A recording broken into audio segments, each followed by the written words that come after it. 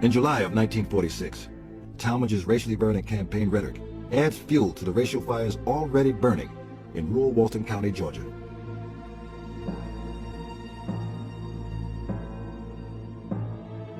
I was working at the ice house, and some white people come there. They had guns, they had ropes, they had all those things down there, and they was in there showing how to make a loop on a rope or to hang a person.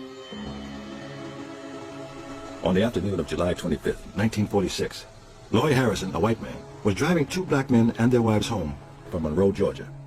Harrison had just bailed one of the black men out of jail, Roger Malcolm, who had just been arrested for assaulting his white landlord.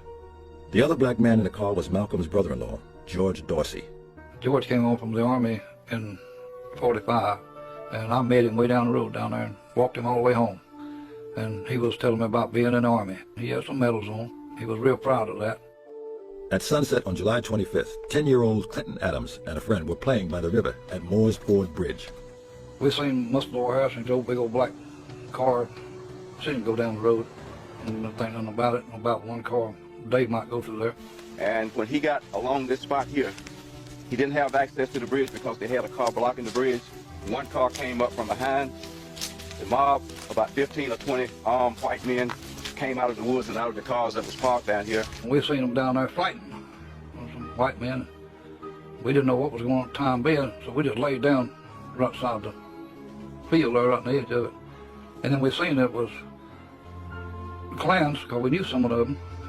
And we said, they're going to whoop them. Well, that's what the Klan doing, whoop people, you know. And it didn't matter whether you're black or white. They take an ocean, whoop your butt, you're gonna get one. And they tied up George's hands.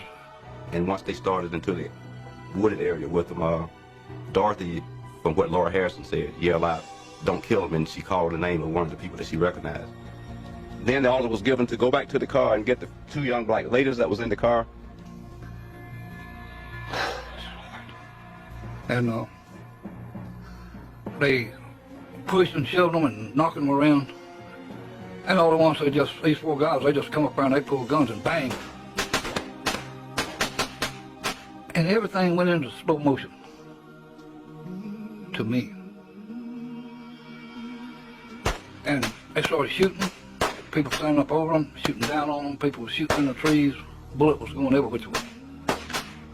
They was on the ground. And I was shaking so bad till I couldn't move. I couldn't stay on the ground. I was just shaking that bad. And then when the shooting stopped, everything went silent. Nothing. Just quiet. And I stood up. And when I stood up, I was just like, right there. And George, I knew him. I looked at him closest, I reckon, because he was my good buddy. And you could see the smoke and the air bubbling out, and their faces were just a mess. I mean, it was literally shot to pieces. Malcolm and Dorsey's wives were both pregnant. Dorothy was between 7 and 8 months pregnant. Mae was around 3 months pregnant. So we lost 6 lives at Moore's Ford that day. I went over there and they were lying there and laying around, and I picked up a rope. I was a 22-year-old kid. And this man next to him said, "Son, let me have that." He jerked it out of my hand. And of course I gave it to him. But I looked over and a pool of blood there and picked up a tooth and brought it back home and gave it to a friend of mine, and she put it on a good luck charm. My partner and I covered the autopsy,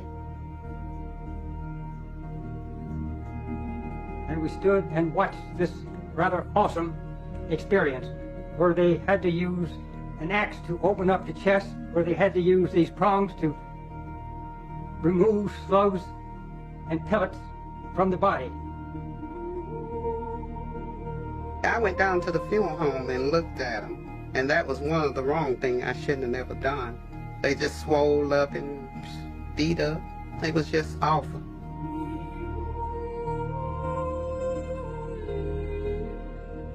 We obtained no help from the sheriff's department. We received no help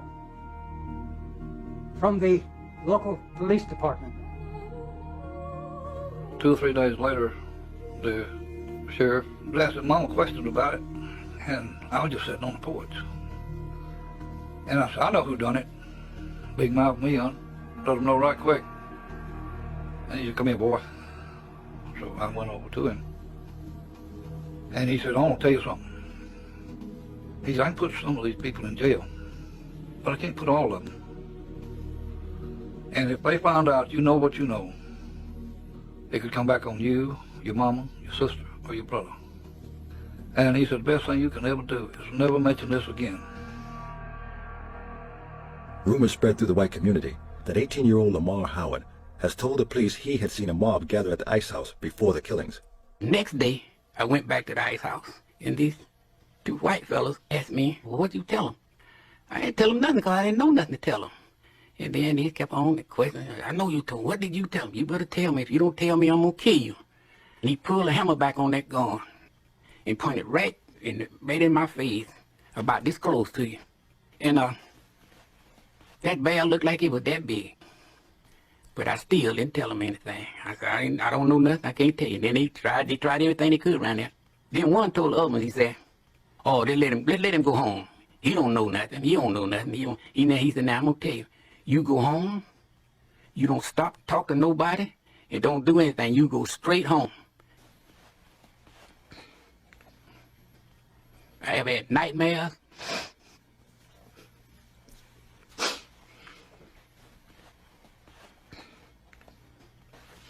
I would go to bed at night. I'd be scared somebody would come up there and get me. I even changed my name from Lamar Howard to Lamar Jones for a long time. Although Loy Harrison was the FBI's prime suspect in the killings, no one was ever charged, let alone tried and convicted for the murders.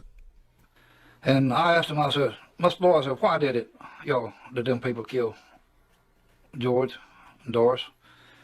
He said, well, before George went to the service, he was a pretty good nigger. But after he got out, he thought he was as good as any white man.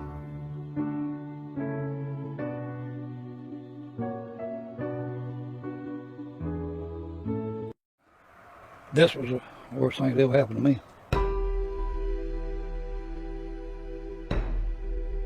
It just brings back a lot of memories that I should be leaving them behind.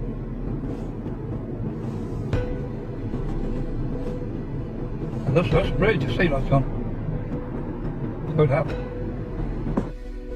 That right there was a cotton field. And over yonder, right about a little bit further than where them trees is, that's where we had the cow tied out. And you guys heard the commotion? Yeah, we come running across the field, and we got down here, we seen them. We were right on the edge of the woods, and where the ground was plowed up, and we had cotton about that high. And we just dropped down. We don't see them get beat up. Wasn't funny after that. And Doris and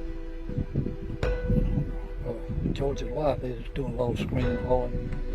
And there's old wagon roads where you go in and out hauling wood. And we got out there and they shot him. When the guy walked up and shot him, then people stood up over him.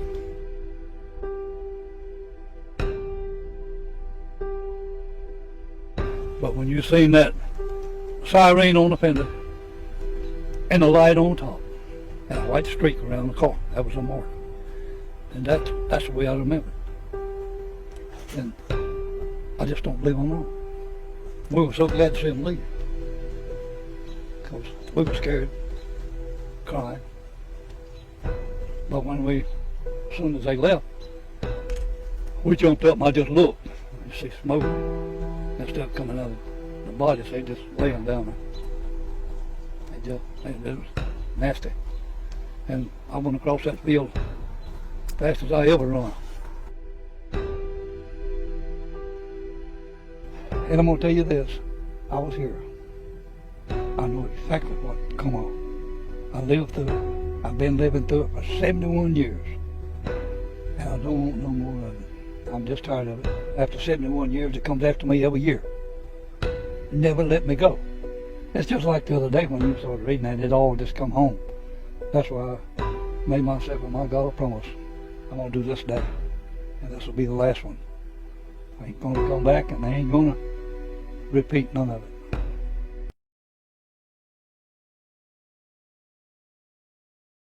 Get the hell out of the car!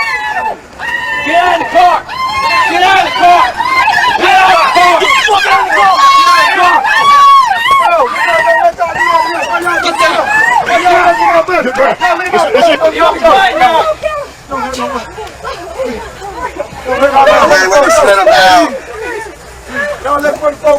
One, two, three.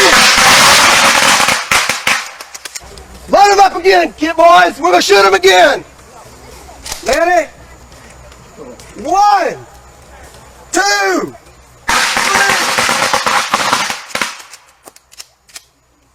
Got that nigga!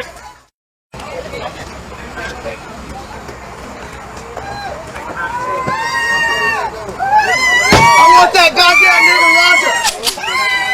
Get the hell out of the car! Get out of the car! Get the fuck out of the car! Get down! This ain't your fight. This ain't your fight.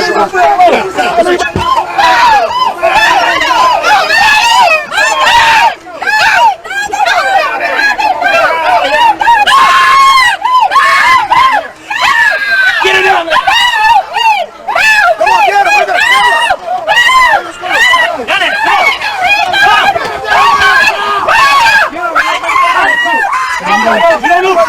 him. Get it!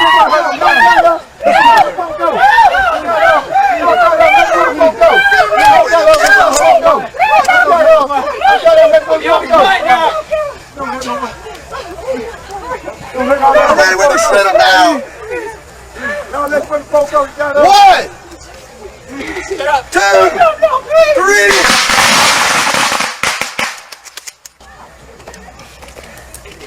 Load him up again, kid boys. We're gonna shoot him again.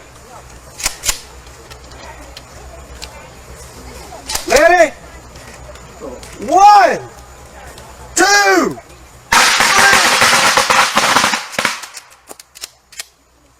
Got that nigga! We got him. I think this one's still alive. We might have to kill him and shoot him again. He ain't dead. Shoot the niggas one more time. When I say 3, you shoot him. 1, 2, 3. We're out of bullets.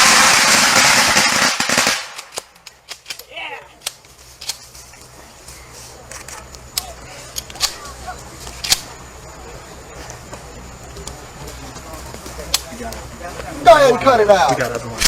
It's just not bad. I don't know why it's pretty bad. Native is Dorothy Dorsey-Malcom and extracted from her body. Studied the baby out. Baby black or black? There it is!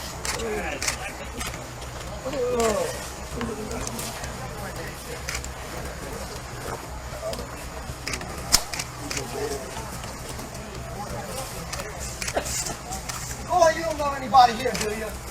You sure you know Loy? Yeah. Give me some of that pop.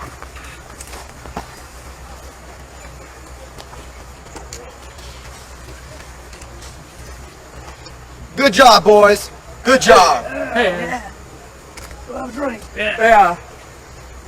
Get him out of here.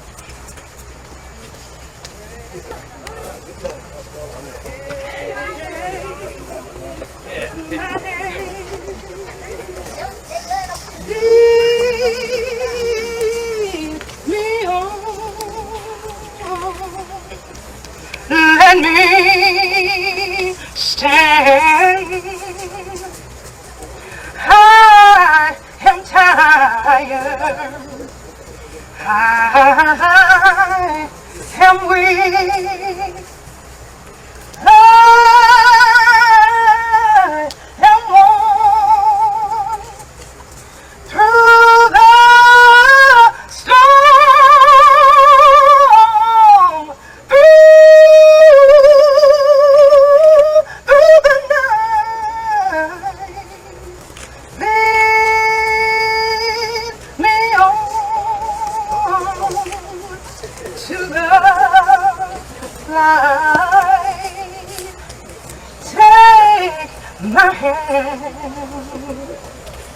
precious Lord,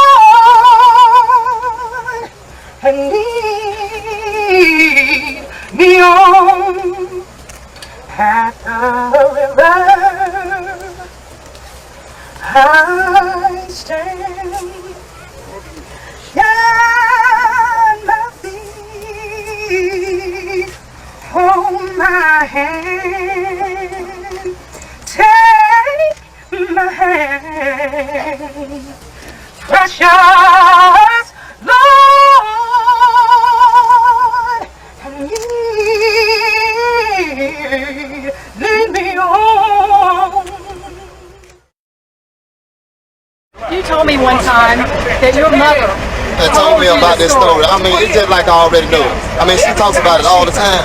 And so every time I play it, I mostly think of her because, she really inspired me because she was real close to him. She like walked with him, She was a little girl, but yet she still walked with him and she knew him. So by me just listening to her tell the story, it's just like I know that, know what happened already. But I mean, that inspired me to do it.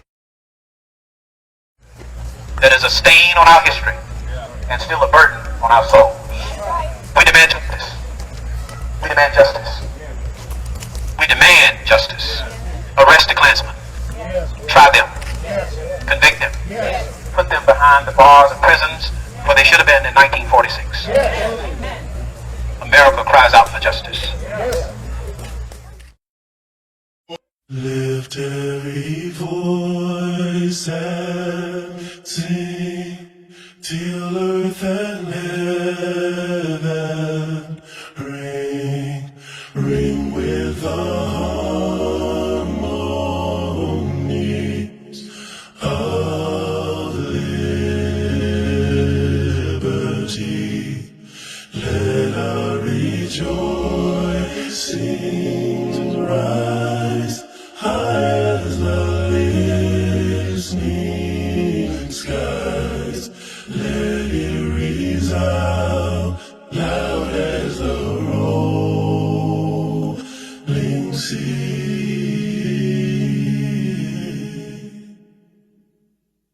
Sing a song full of the faith that the dark past has taught us. Sing a song full of the hope that the present has brought. Facing the rising sun of our new day. Let us march on, to victory.